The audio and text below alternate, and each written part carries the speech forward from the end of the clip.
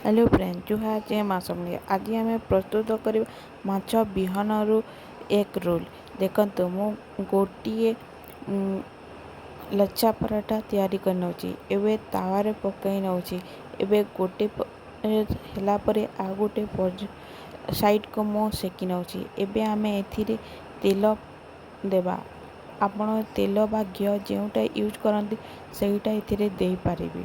देखा तो मो तेल यूज करुँची रिफाइन तेल मो रिफाइन तेल परोटा को सेकी नौची भल भाव क्रिस्पी हेबा पर्यंत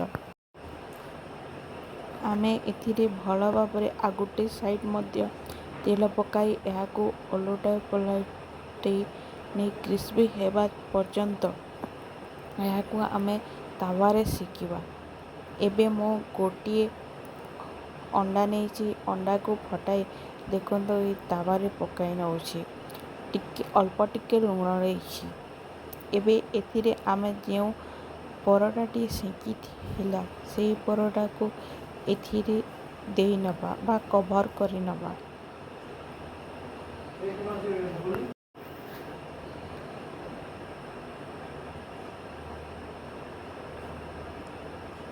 देखंतु एबे आमे अंडा और परोटा को दुई जाक को उल्टाई नबा।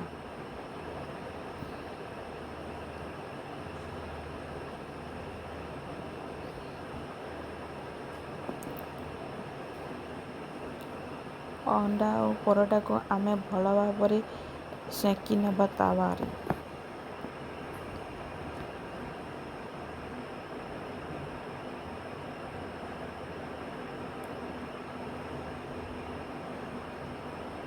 यही देखो माछ विहन मो पकोड़ा तैयारी करिछि को आमे स्टफिंग बनाइबा बा स्टफिंग रे भरिबा केते सुंदर देखा जाउछि ना माछ विहन पकोड़ा।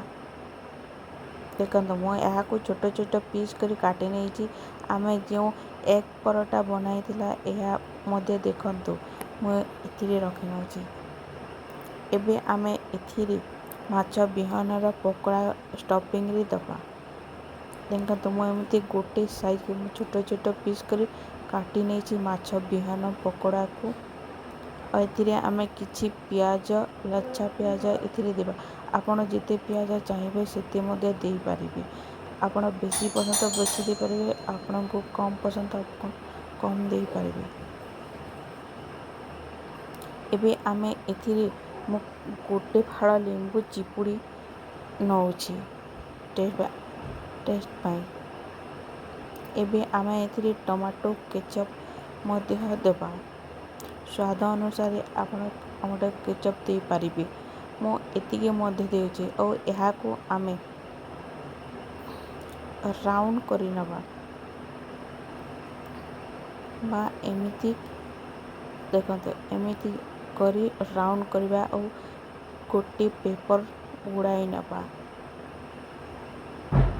देखो मो पेपर गुड़ाई केते सुंदर देखा जाउछि ना आमर माछ विहन एक रोल थरे निश्चिंत ट्राई कर। जदि मो रेसिपी भल लाइक करे सब्सक्राइब जुहार जय माँ।